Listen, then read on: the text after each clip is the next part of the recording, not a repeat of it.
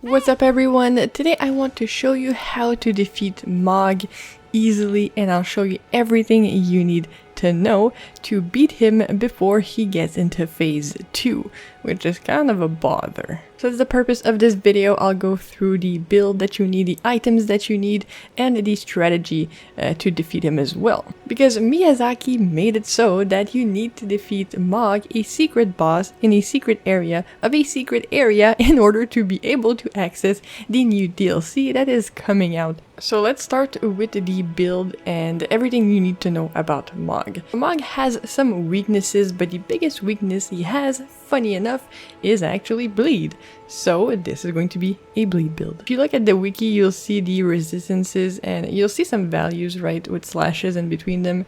That's actually the amount of damage you need to do with that particular type of damage in order to proc it. So if you look at all the resistances, bleed is the best one, right? You only need to do 290 damage for the first proc to happen, then 332 damage for the second proc to happen, and so on and so forth. And as you can see, if you're going in with a Sleep in Madness build, you are going to hate your life. And because we need to kill him quickly, it's going to be a dual dagger build. And you need to be about, level 100, 110 to fight Mogh and not completely hate your life. For the build, we're going to be using the Reduvia plus 10. And in our main hand, in our second hand, we're going to be using the Great Knife plus 25. And of course, scaling with blood. So arcane, I put bloody slash on it, and you can see it doesn't scale really well with arcane, right? It's a D as opposed to the Reduvia with a B, but it scales with dex with an A, so that's really good. And it has some really good passive blood loss. Now for the talismans, we're going to be using the Shard of Alexander that boosts the skill attack power. We're going to use the Lord of Blood's Exaltation talisman, which increases your attack when there's blood loss in the vicinity, so whether it's procced on you or procced on the enemy. We're going to use Millicent's Prosthesis to give us more dexterity, which is going to help us do more damage, especially with that Great Knife. We're going to use the Carrion Filigreed Crest in order to lower the FP consumed by Bloodblade, because this, is a pretty cheap build and we don't have a lot of mind. Actually, I didn't put any points in mind. As for the flasks, we're going to use 11 of the health and 3 for FP, and the Flask of Wondrous Physic. I mean, you can do the Purifying Crystal tier and the Opaline Bubble tier, if he does go into Nihil. However, you won't need it because we're going to kill him before that. As for the Great Rune, I always use Radons. Now for the stats itself, as I said, I'm level 100. I put 33 points in Vigor, nothing in Mind, 25 Endurance, because, we're going to be slashing a lot, hacking and slashing. Strength, you don't want to put anything in it, we don't really need it. Dexterity, 45, it's 40, but it's boosted to 45 with Millicent's Prosthesis. And an Arcane is a 40, of course, because both of our daggers will be scaling with Arcane because of the blood damage. Now for the armor, it doesn't do a whole lot, but the thing you want to look at is the resistances. Now robustness is what actually keeps you or makes you more resistant to bleed being procced on you. Now as you can see, a lot of the bigger armors have more robustness, right? So obviously if you're wearing something that's just cloth, won't have a lot, but if you have armor, it will protect you from that. I was using Hoslow's entire set during the fight. Now you definitely don't need to, it's not going to make a massive difference, but, and as I said, right, we're going to kill Mogh before he does Nihil, which is where he does a lot of the bleed proc damage, but it's still something you can, keep in consideration when figuring out what you want to put on your character to wear for the fight. So this is the Mogh Slayer build we're going to use to kick his freaking face in. Now I know what you're gonna say, it's a very close quarters build, and Mogh close quarters, it hurts a lot, right? But trust me on this, it's gonna work.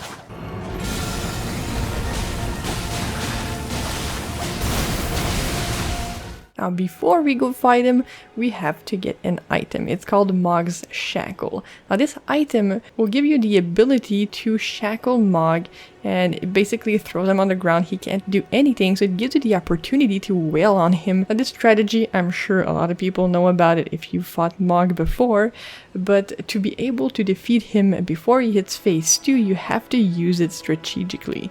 So I'll show you how to get there before the capital is Ash and after the capital is Ash. If your capital is still normal, what you have to do is teleport to the avenue balcony side of Grace and follow my footsteps here to get to the shackle.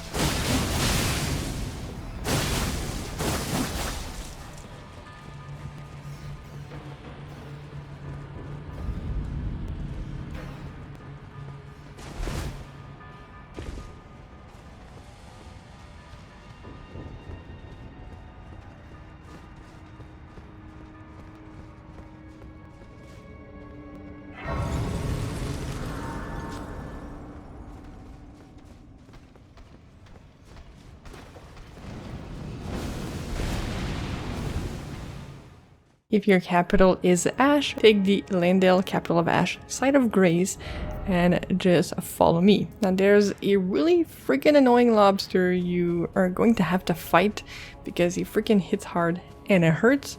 So what you do is when you get to him, right, there's going to be a place on the right hand side and you can get in there. There's a side of Grace.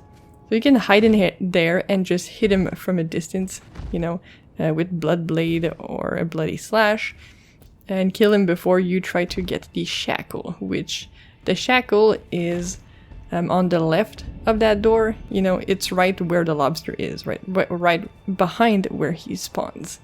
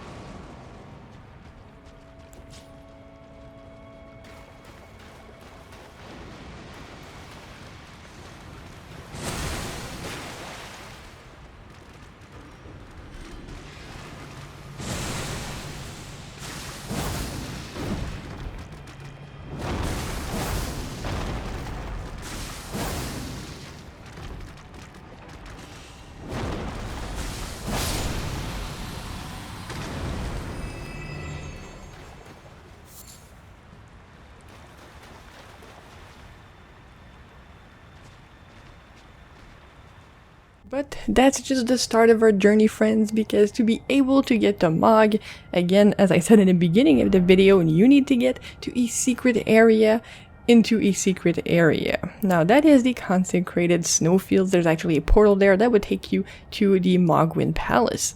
But to get to the consecrated snowfields, you need to obtain 2 halves of a medallion in order to be able to take the lift to get there. So the first medallion, the right side medallion, you get from Albus in the village of the Albinorics. The second medallion, the left side, is a bit harder to get. You have to defeat Commander Niall, and he's an optional boss. I actually have a guide on him. Consider watching the guide, maybe it'll help you. Now again, once you have the 2 halves of the Erdtree secret medallion, you can head on over to the Grand Lift of Rold and make your way to the consecrated snowfields. Once you're there, you'll be at the hidden path of the Erdtree, but I will show you how to get there from the consecrated snowfield side of Grace.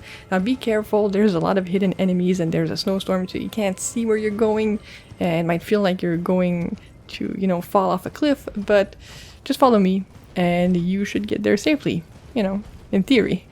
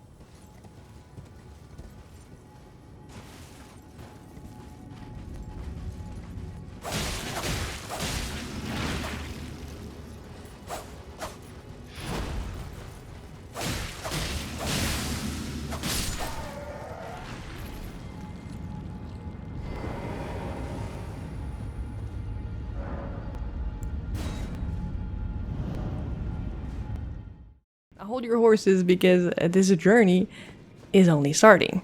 Now follow me because there's a lot of enemies here and it's pretty tough. You can get killed very quickly around here, so just follow my path. I will try to make it as painless as possible, but when you do get to the forest, you know, they're going to summon some big freaking skeletons that just send out some beams from their mouths and it will eradicate you if you're not quick enough to avoid it. But you know, as I always say, if you don't look behind you, it doesn't exist, right? If you don't see it, is it even there?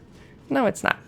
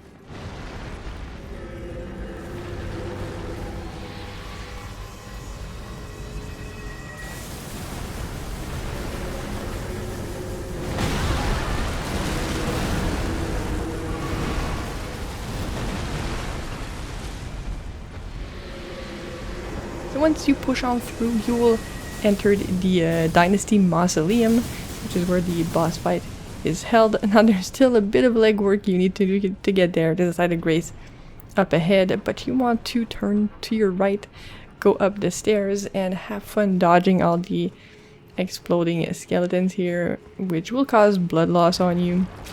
So maybe having that entire set with a high robustness will help you with that. Just continue up the steps, and eventually, once you're past all the freaking skeletons, you will get into a really dark cave. So you want to put your lantern for that, because it's really annoying. There's some pretty difficult enemies in there, but again, you know, if you continue walking forward and you ignore them and you never turn around, they're not there. They don't exist. So follow me, because it's all easy to get lost in there. It's dark. There's plenty of rocks, so you want to fork left right away once you get in the cave, and then take a right. Then just follow my path. You know, I definitely don't get lost. I definitely don't run into a wall. Never happens. But basically what you want to do is just stick to the left.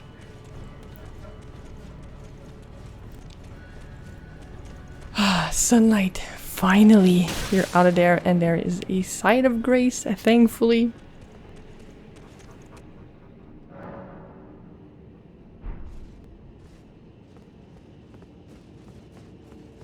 this is the last stretch. The enemies won't even aggro, so don't bother with that. Just hop on the platform and you'll be at the boss fight. And you made it. Congratulations. So as I mentioned, the strategy for this fight is you want to use the shackle once in the beginning after you proc blood once on him. You want to wail on him as much as you can, and then you use it again, and then you wail on him as much as you can. Now, I used a summon to help me do this. I used the 2 Godric Knights. It was really helpful, actually. You know, they were able to wail on him while he was shackled as well. But they're kind of a bit slow, so wait for them to get engaged in the fight, or they'll just stay behind and, you know, watch you get bodied. So every single one of his melee attacks are very slow and very delayed. And in general, if you roll to the right, you will avoid them. He will also run with his spear at you, which again is really slow, freaking easy to avoid. Just roll right. Now, what you need to really avoid is when he sends out his blood that turns into flames and just burns the shit out of you while also causing some blood loss. Now, when he sends it forward towards you, all you want to do is run forward, because if you run backwards, you're going to run into it and your ass is going to catch fire. Sometimes he also throws it in a straight line, sometimes it's horizontal, you know, sometimes it's vertical. But in general, just run towards him. But the problem is when you're on his ass, you will summon fire and blood that will rain from above. So if you stick on him, you will just burn and die in like 2 seconds. So that is why it's very important to use the shackle. And you can only use the shackle twice and only in phase 1. So that's why it's very important to kill him before he gets into phase 2. Because if he does, he starts getting wings. He's flying around, he's throwing all kinds of shit on the ground. We don't want to deal with that, alright? So, proc bleed on him once, which is going to be really easy with this build. Shackle him, wail on him, he's going to proc bleed a second time, then continue to wail on him. Once the third bleed proc hits, shackle him again, and continue wailing on him. Use everything you got to be able to kill him. Now, it doesn't matter if he's doing nihil while he has little health left, right? Just make sure that you kill him before he gets his first health boost, or you know, you'll have to restart the fight, unfortunately, or try to fight him in phase 2. Now, I say it's easy and I say, oh, it's the best thing ever, but, you know, just keep in mind that sometimes bad stuff can happen, you know? We ain't all lucky, and it took me like 15 tries to get this, right? And it was pretty quick, as you can see, like it went by really quick, but, you know, that's the 15th or 16th fight that I got lucky on. But essentially, that is how you do it, you know, don't despair, it doesn't work in the first or second time. It's a Souls game, it's gonna take a few tries for you to get it, and if you get it on the first try, well, good for you. I'm not jealous at all. I really hope this guy will be helpful for you guys to get ready for the Elden Ring DLC that is coming out June 21st. And if you didn't use a build like this, let me know what you use in order to defeat him quickly. Have a wonderful day, everyone. Thank you so much for watching, and I'll see you all very soon.